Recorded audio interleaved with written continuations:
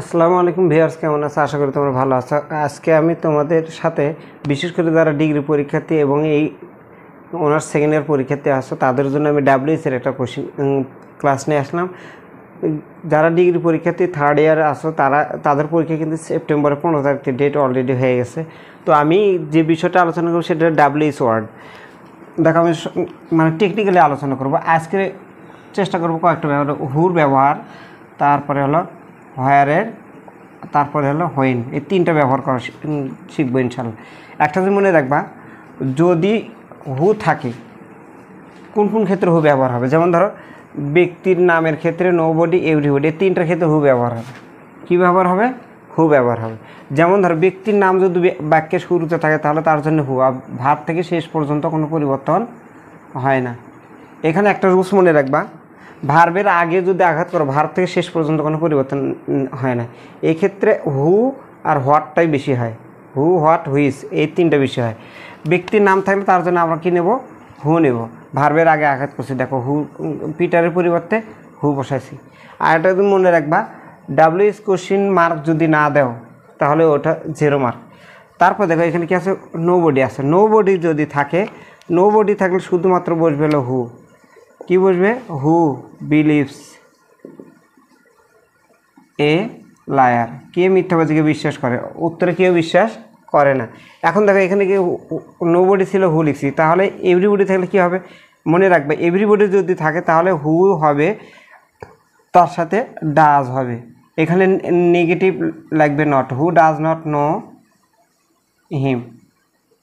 কে তাকে চেনে না, তার মানে উত্তরের সবাই তাকে চেনে।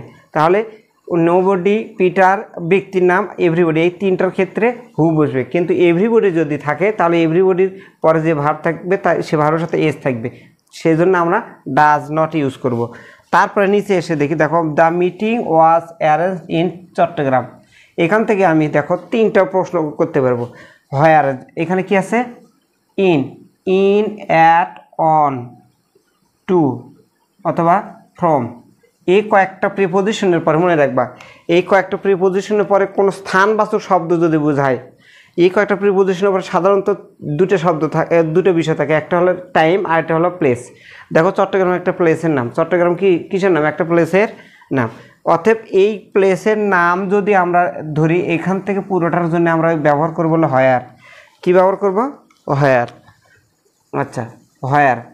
আচ্ছা দেখো এই বাক্যে সাহায্যকারী ভার্ব আছে, মনে রাখবে যদি ডাব্লিউএস মানে ইয়ার মধ্যে, বাক্যের মধ্যে যদি সাহায্যকারী ভার্ব থাকে নতুন করে সাহায্যকারী ভার্ব আনার দরকার নেই।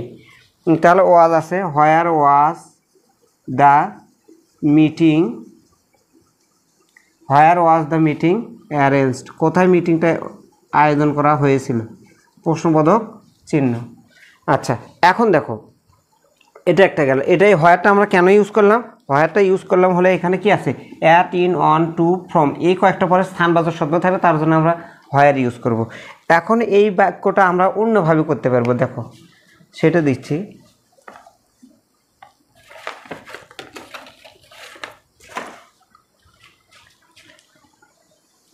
এই বাক্যটা আমরা অন্যভাবে করতে পারবো। কিভাবে? দেখো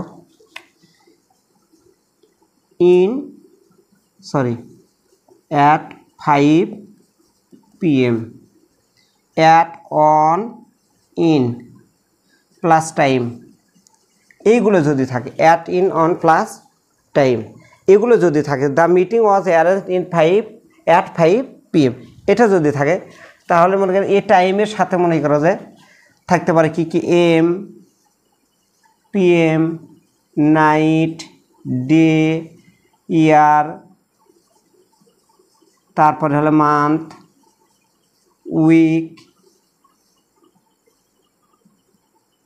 উইক থাকতে পারে, তারপর মর্নিং, ইভিনিং,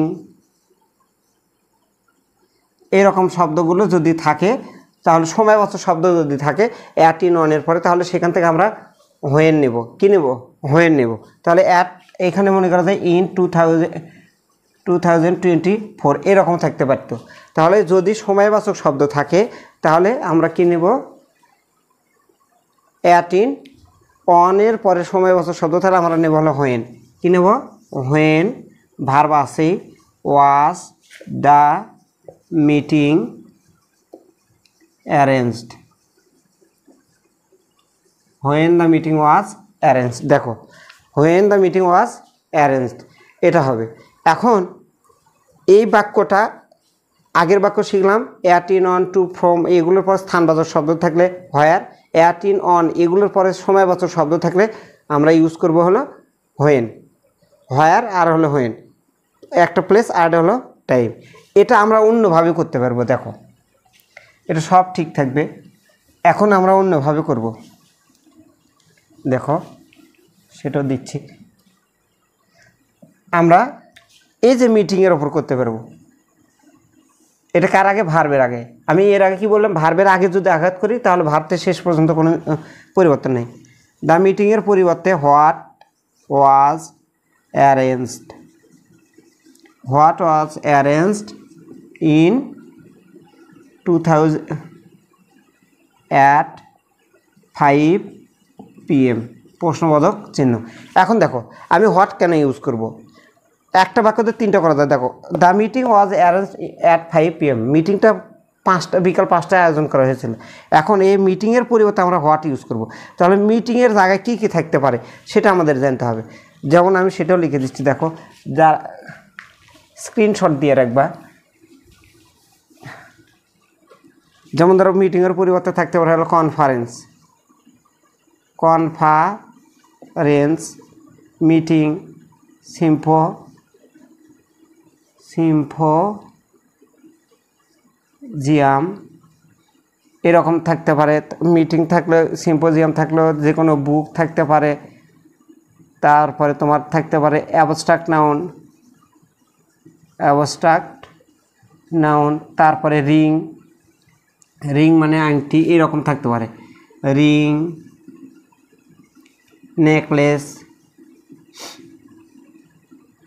নেকলেস এরকম থাকে। তারপরে ওয়াচ, তারপর মোবাইল এরকম থাকতে পারে। যে কোনো কিছু নাম যদি বোঝায়, ব্যক্তি বাদে যে কোনো বিষয়ের নাম যদি বোঝায়, যে কোনো বইয়ের নাম যদি বোঝায়, যেমন ধরো থাকতে পারে হ্যামলেট। কি থাকতে পারে? হ্যামলেট, বিখ্যাত একটা গ্রন্থের নাম হ্যামলেট। প্যারাডাইস লস্ট এই শব্দগুলো যদি বাক্যে শুরুতে থাকে তাহলে এই শব্দগুলোর পরিবর্তে আমরা ইউজ করবো হলো হোয়াট। কি ইউজ করব? হোয়াট ইউজ করব। আবার এই শব্দগুলো যদি মূল ভার্বে পরে থাকে, আমরা যদি হোয়াট ইউজ করি তাহলে সেখানে সাহায্যকারী ভার্ব একটা আনতে হবে। তাহলে দেখো মিটিংয়ের পরিবর্তে কনফারেন্স থাকতে পারে, সিম্পোজিয়াম থাকতে পারে, তারপরে বুক থাকতে পারে, অ্যাবস্ট্রাক্ট নাউন যে কোনো কিছু থাকতে পারে, রিং থাকতে পারে, নেকলেস থাকতে পারে, ওয়াচ, মোবাইল, তারপরে তোমার হ্যামলেট, প্যারাডাইস লস্ট। এইগুলো যদি কোনো বস্তু বা বিষয়কে বোঝায় তাহলে সেক্ষেত্রে আমরা হোয়াট ব্যবহার করব। আর হোয়াট যার জন্য ব্যবহার করবে সেই শব্দগুলো যদি বাক্যের শুরুতে থাকে তাহলে হোয়াটটার ওই শব্দগুলোর পরিবর্তে হোয়াট, আর ভার্বটির শেষ পর্যন্ত কোনো পরিবর্তন নেই। দেখো এখানে দ্য মিটিংয়ের পরিবর্তে আমি হোয়াট ইউজ করছি, তারপরে ওয়াজ ঠিক আছে, অ্যারেঞ্জ ঠিক আছে, অ্যাট 5 PM ঠিক আছে, সব ঠিক আছে, অ্যাট 5 PM সব ঠিক আছে, এভরিথিং ইজ ওকে। শুধুমাত্র instead of meeting I have used what, এই মিটিংয়ের পরিবর্তে আমি হোয়াট ব্যবহার করেছি। তাহলে দেখো একটা বিষয় ক্লিয়ার, সেটা হলো কোনো বিষয় যদি থাকে তাহলে তার জন্য হোয়াট ব্যবহার করব। অ্যাট ইন অন এগুলোর পরে প্লেস যদি থাকে হোয়ার, অ্যাট ইন অন এগুলোর পরে যদি টাইম থাকে তাহলে হোয়েন ইউজ করব। এভরিবডি থাকলে হু ডাজ নট ইউজ করব, নোবডি থাকলে হু ইউজ করব। আর ব্যক্তির নাম যদি থাকে তাহলে সেই ক্ষেত্রে আমরা হু ইউজ করব। আশা করছি ভালো লাগলো। পরে আগামীকাল আবার WS বাকি যে অংশগুলো আছে, যে অপশনগুলো আছে সেগুলো নিয়ে আলোচনা করব। সবাই ভালো থাকো, আল্লাহ হাফিজ।